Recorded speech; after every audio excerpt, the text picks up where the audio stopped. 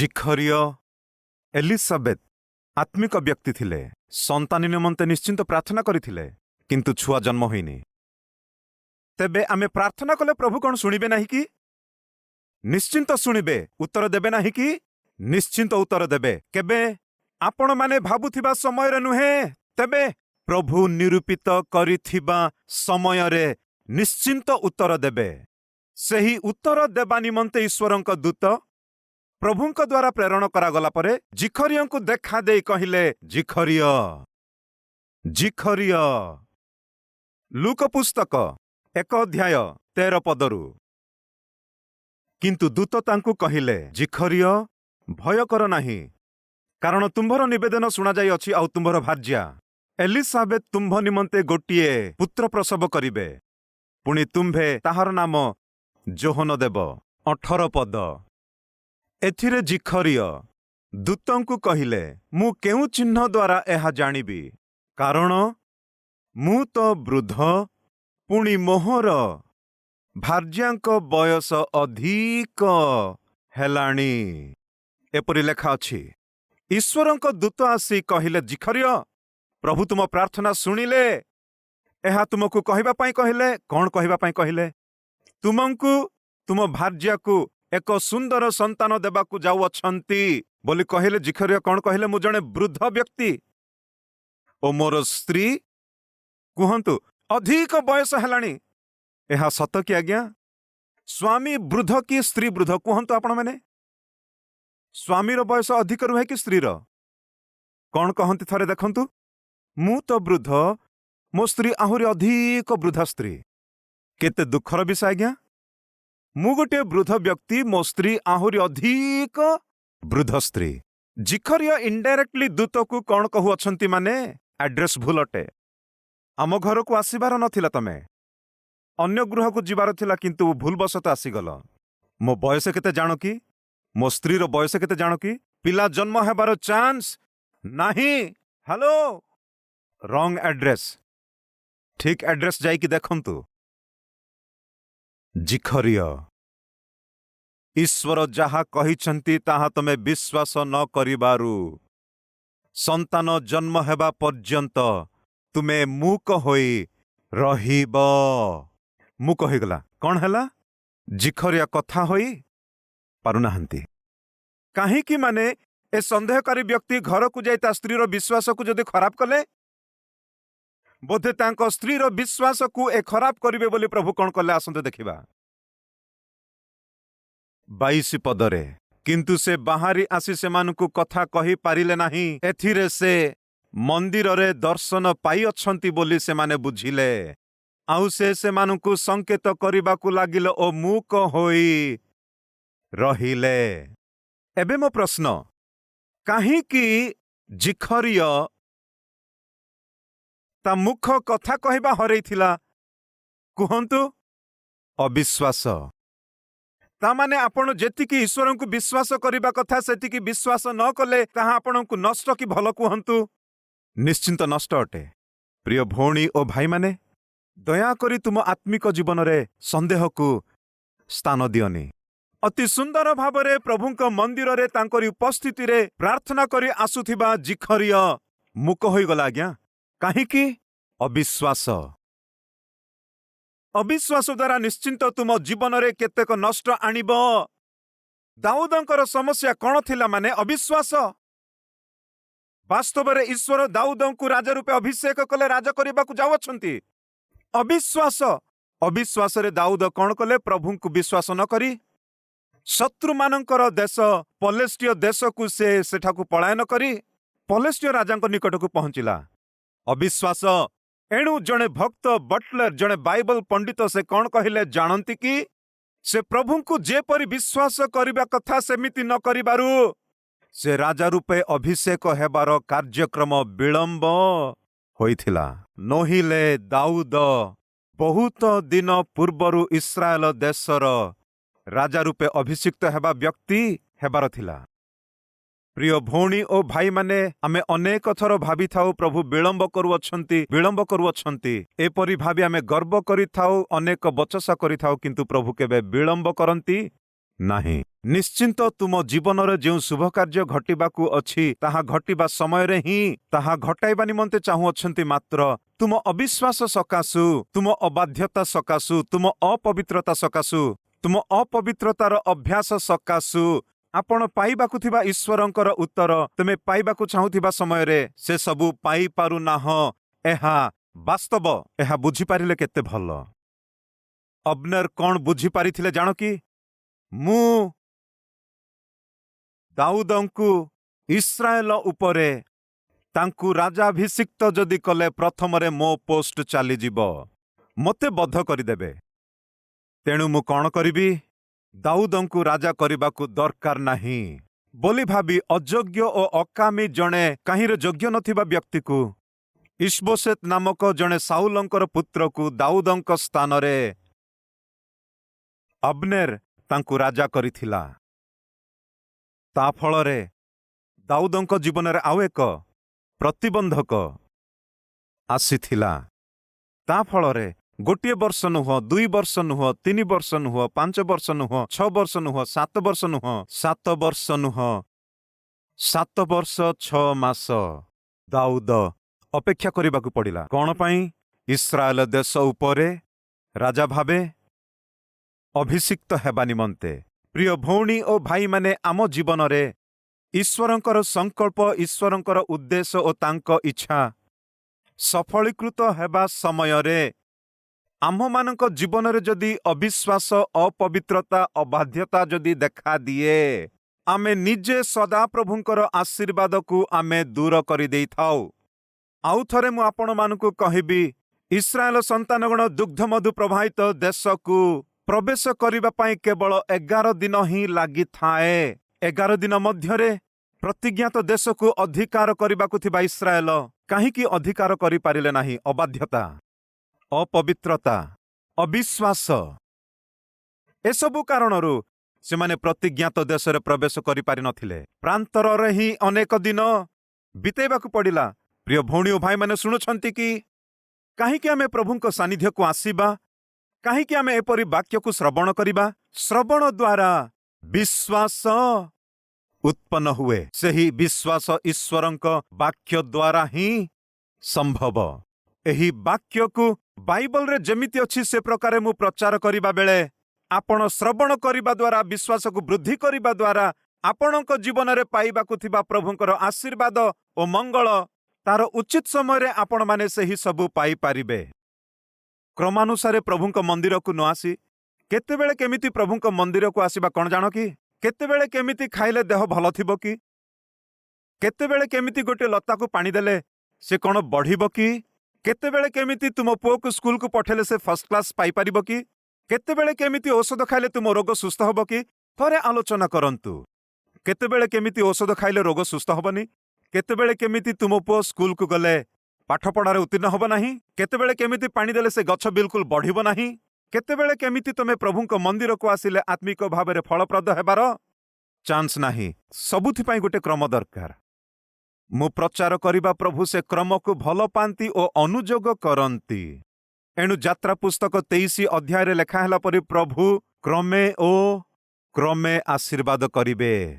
କ୍ରମେ କ୍ରମେ ଆମ୍ଭେ ତୁମ୍ଭ ଶତ୍ରୁମାନଙ୍କୁ ତୁମ୍ଭଠାରୁ ଘୋଡ଼ାଇ ଦେବା। ଏକପଟେ କ୍ରମାନୁସାରେ ମୁଁ ତୁମକୁ ଅଭିବୃଦ୍ଧି ପ୍ରଦାନ କରିବି, ଆଉ ଏକପଟେ କ୍ରମାନୁସାରେ ତୁମ ଶତ୍ରୁମାନଙ୍କୁ ମୁଁ ଦୂର କରିବି। ସଡନଲି ମାତ୍ର ରାତାରାତି ଧନବାନ ହେଲା ପରେ ମୁଁ ଆଶୀର୍ବାଦ କରିବି ନାହିଁ। ଈଶ୍ୱରଙ୍କର ପଦ୍ଧତି, ପ୍ରଭୁଙ୍କ ପିଲାମାନେ, ଈଶ୍ୱରଙ୍କର ଆଶୀର୍ବାଦ ସମ୍ପୂର୍ଣ୍ଣ ରୂପେ ଆପଣ ପାଇବାକୁ ଯଦି ଚାହାନ୍ତି, ଆପଣଙ୍କ ବିଶ୍ୱାସ ଜୀବନ କ୍ରମ ଅନୁସାରେ ବୃଦ୍ଧି କରାଅ। ବିଶ୍ୱାସ ନଥାଇ ଈଶ୍ୱରଙ୍କର ଆଶୀର୍ବାଦ ପାଇବା ସମ୍ଭବ ନାହିଁ। ଦାଉଦଙ୍କ ପରି ଲୋକକୁ ସମ୍ଭବ ହେଲାନି। କିନ୍ତୁ ଈଶ୍ୱର ତ ଗୋଟେ କଥା ଦେଇଛନ୍ତି। 7 ବର୍ଷର ଏହି ତିକ୍ତ ଅନୁଭବ ଦ୍ୱାରା ଦାଉଦ ଅନେକ ବିଷୟ ଶିକ୍ଷା କଲା। ପୁନର୍ବାର କହୁଛି, ଆମ ଜୀବନରେ ଅନେକ ଲୋକମାନେ ପରିଚିତ ହେବେ। ଭଲ ଲୋକେ, ମନ୍ଦ ଲୋକେ, ଦୁଷ୍ଟ ଲୋକେ, ପ୍ରେମକାରୀ, ଆତ୍ମିକ ଲୋକେ। କିନ୍ତୁ ଜାଗ୍ରତରେ ଯଦି ସନ୍ଧାନ କରିବେ, ପ୍ରତ୍ୟେକ ଲୋକ କିଛି ନା କିଛି ଆମକୁ ଶିକ୍ଷା ଦିଅନ୍ତି। ଦାଉଦଙ୍କ ଜୀବନରେ ଅବ୍ନେର ଅନେକ ଶିକ୍ଷା ଦେଇ ଅଛନ୍ତି। ମୁଁ ପ୍ରଭୁଙ୍କ ଉପରେ ଥିବା ବିଶ୍ୱାସକୁ ମୁଁ ପ୍ରକାଶ ନ କରିପାରିଥିବାରୁ मु पाइबाकु थिबा राजार पदवी मु संपूर्ण रूपे अनुभव करि पारि नाही। वास्तव जानी पारिला ओ संघर्ष कला। आसंतु आमे बाइबल खोली देखिबा द्वितीय सामुएल पुस्तक 3 अध्यायर 1 पदरु। तुम जीवन रे संघर्ष कौन करिथाए एही वाक्य कहे। द्वितीय सामुएल 3 अध्याय प्रथम पदरु। अनंतर साउलर वंश दाऊद वंश मध्यरे दीर्घकाल युद्ध हैला। पुणी दाऊद बेलकु बेल बलवान हेले, मात्र साउल वंश बेलकु बेल क्षीण हेले। कौन हैला?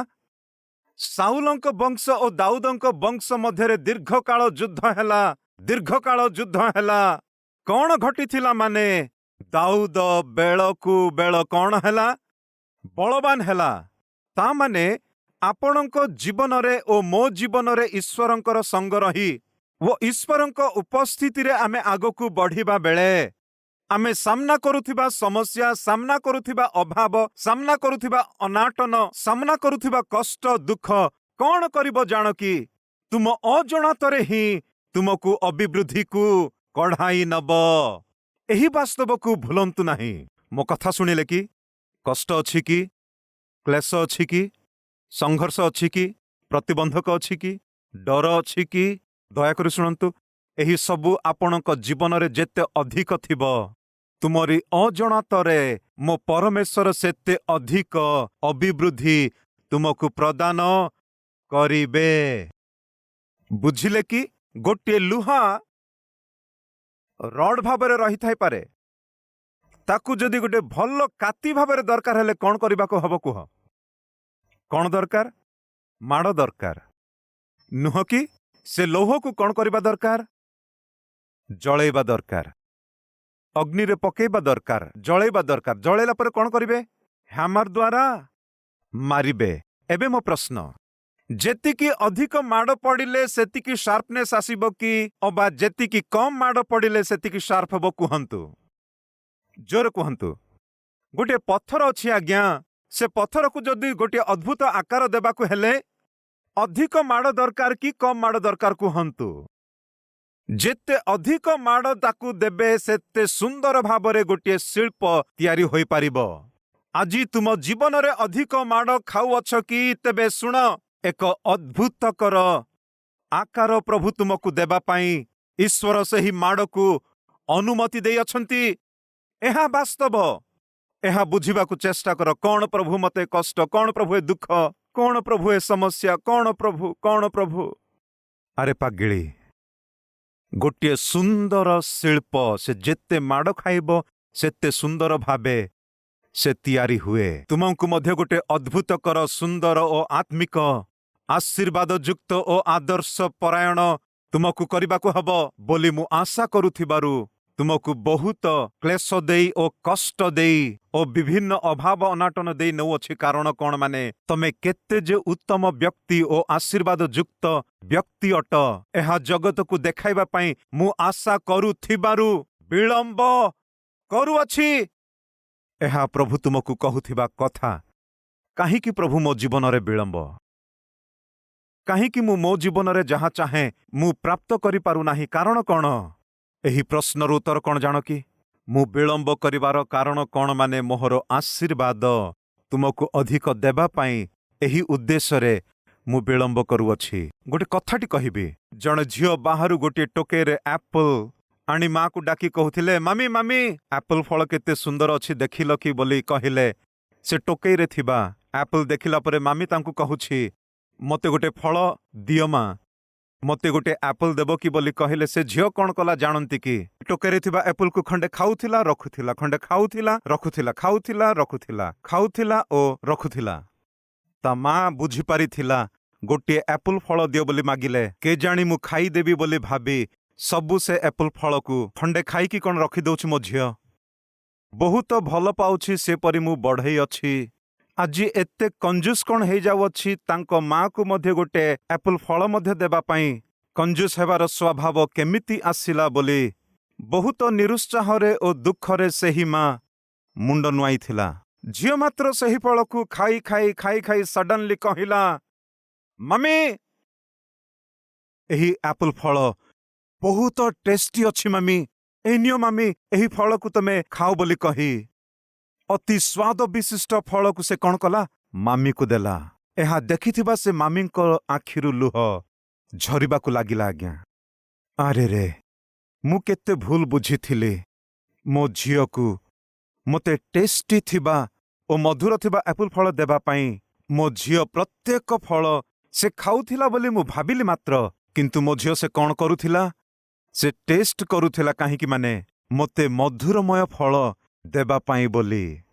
ସେ ଝିଅ କାହିଁକି ଫଳ ବିଳମ୍ବରେ ଦେଲା? ମାନେ ମାଙ୍କୁ ଗୋଟିଏ ଉତ୍ତମ ଫଳ ଦେବା ପାଇଁ ବୋଲି। ପ୍ରିୟ ଭଉଣୀ ଓ ଭାଇମାନେ, ତୁମ ଜୀବନରେ ଈଶ୍ୱର ତୁମ ପ୍ରାର୍ଥନାର ଉତ୍ତର ବିଳମ୍ବରେ ଦେଉଅଛନ୍ତି ବୋଲି ଭାବୁଅଛ କି? ତମେ ଯାହା ଆଶା କରିଥିଲ, ଭାବିଥିଲ, ତାହା ବିଳମ୍ବରେ ଦେଉଅଛନ୍ତି ବୋଲି ଭାବୁଛ କି? ତେବେ ତୁମ ପାଇଁ ଖୁସି ଖବର। କାହିଁକି? ମାନେ ତୁମକୁ ଶ୍ରେଷ୍ଠକର ଆଶୀର୍ବାଦ ଦେବା ପାଇଁ ବୋଲି ଈଶ୍ୱର ବିଳମ୍ବ କରୁଅଛନ୍ତି। ଏହି ବାସ୍ତବକୁ ଦୟାକରି ବୁଝି ନିଅନ୍ତୁ। ଈଶ୍ୱରଙ୍କୁ ସନ୍ଦେହ ନ କରି, ଅବିଶ୍ୱାସକୁ ସ୍ଥାନ ନ ଦେଇ, ତୁମଠାରେ ଥିବା ବିଶ୍ୱାସକୁ ତୁମେ ଦୃଢ଼ କରି ଧରି ରଖ। ପ୍ରଭୁ ତୁମ ନିମନ୍ତେ ଗୁପ୍ତ କରି ରଖିଥିବା ଶ୍ରେଷ୍ଠ ଆଶୀର୍ବାଦ ନିଶ୍ଚିନ୍ତ ତୁମକୁ ପ୍ରଦାନ କରିବେ। ସେଦିନ ଶୀଘ୍ର ଆସୁଅଛି। ପ୍ରଭୁ ଦୟାକରି ଅଛନ୍ତି। ଦାଉଦଙ୍କୁ ଇସ୍ରାଏଲ ଦେଶ ଉପରେ ରାଜା ଭାବେ ଅଭିଷେକ କରିଛନ୍ତି। 5 ଅଧ୍ୟାୟ 3 ପଦରୁ। ଏହି ରୂପେ ଇସ୍ରାଏଲର ସମସ୍ତ ପ୍ରାଚୀନ ହିବ୍ରୋନକୁ ରାଜାଙ୍କ କତିକି ଆସିଲେ। ତହିଁରେ ଦାଉଦ ରାଜା ହିବ୍ରୋନରେ ସଦାପ୍ରଭୁଙ୍କ ସମ୍ମୁଖରେ ସେମାନଙ୍କ ସଙ୍ଗରେ ନିୟମ କଲେ ଓ ସେମାନେ ଇସ୍ରାଏଲ ଉପରେ ଦାଉଦଙ୍କୁ ରାଜାଭିଷିକ୍ତ କଲେ। ଦାଉଦ 30 ବର୍ଷ ବୟସରେ ରାଜତ୍ୱ କରିବାକୁ ଆରମ୍ଭ କଲେ। ଦାଉଦ 30 ବର୍ଷ ବୟସରେ ରାଜତ୍ୱ କରିବାକୁ ଆରମ୍ଭ କଲେ ଓ 40 ବର୍ଷ ରାଜତ୍ୱ କଲେ। ଉତ୍ତମ ଦିନ ସବୁ ଆସିବାକୁ ଲାଗିଲା ଦାଉଦଙ୍କ ଜୀବନରେ। ପ୍ରତିଜ୍ଞା କରିବା ପ୍ରଭୁ ନିଶ୍ଚିନ୍ତ ବିଶ୍ୱସ୍ତ ଅଟନ୍ତି। ସେହି ବିଶ୍ୱସ୍ତ ପରମେଶ୍ୱର ଦାଉଦଙ୍କୁ ଇସ୍ରାଏଲ ଦେଶ ଉପରେ ରାଜାଭିଷିକ୍ତ କଲେ।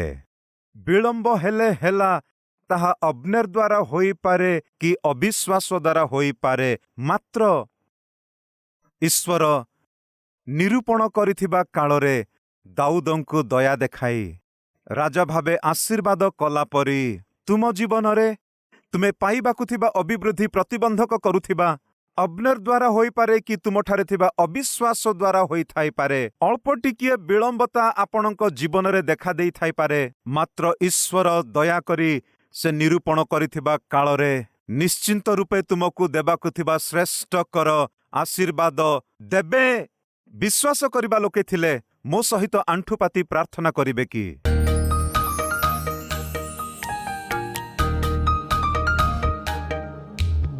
ହେ ମହାପବିତ୍ର ପ୍ରେମମୟ ପିତା, ପ୍ରଚାରିତ ଏହି ବାକ୍ୟକୁ ଫଳପ୍ରଦ କର ପ୍ରଭୁ।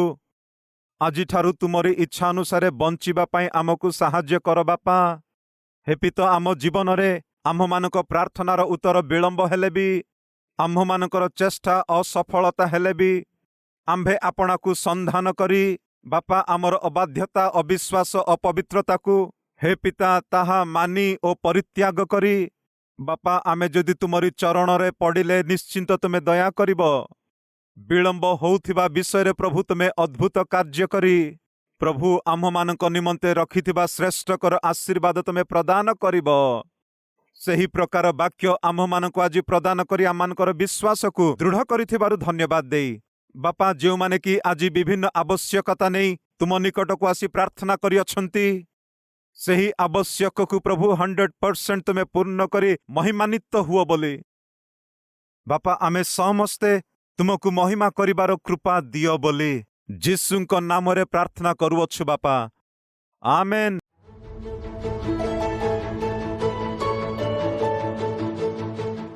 ଆମର address Calvary, post box number 30, Kukatpally, Hyderabad 72।